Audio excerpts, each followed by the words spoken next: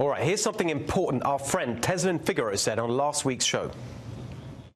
You have a crime bill right now that Cory Booker's begging for people to get on board. When we talk about mass incarceration going from 500,000 in 1980 to 2.2 million now, there are American citizens who are locked up right now, but yet our concern is on those who are trying to break in America. But it is also important to point out that 97% of people in jail took a plea deal because they did not have adequate representation. So grew up in the 90s. Hundreds of people were destroyed through Bill Clinton's crime bill, and nothing's been being told about that. She's talking about the First Step Bill, a historic reform of the criminal justice system that President Trump and his team have worked hard to negotiate. Here's the president. Today, I'm thrilled to announce my support for this bipartisan bill that will make our community safer and give former inmates a second chance at life after they have served their time. So important. He's right, and this is a major populist issue just as much as immigration or trade. Let's remember what positive populism is all about. Pro-worker, pro-family, pro-community. Bill Clinton's 1994 crime bill ended up incarcerating millions of working Americans, far too many of them African Americans, for far too long, hurting their ability to work and earn a living, contributing to family breakdown and helping to tear apart the social fabric in our communities.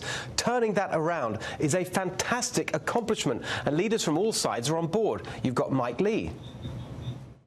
This bill would deal with that and would tell judges that they've got discretion to actually be judges. And it will make life better for millions of Americans who, one way or another, are affected by our federal criminal justice system.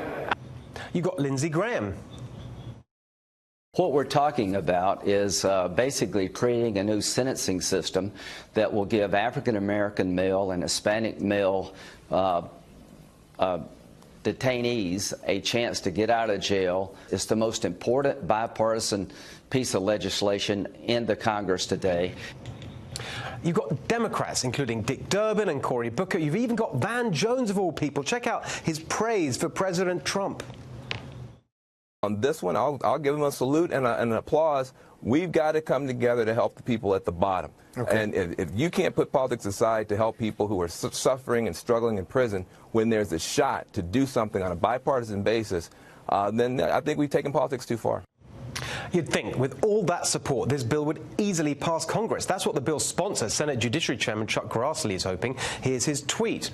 Dealmaker at Real Donald Trump can get a big bipartisan deal done this year on criminal justice reform. Plenty of time to pass First Step Act in December. Will GOP senators and Leader McConnell stand in President Trump's way of achieving major bipartisan victory or join in historic and popular reform? And there's the problem. There's one hitch in all this. Mitch McConnell seems to think his only job in life is confirming judges. Of course, that is vital, but so is President Trump's agenda, and it would help if the Republican Senate Majority Leader could actually help pass it.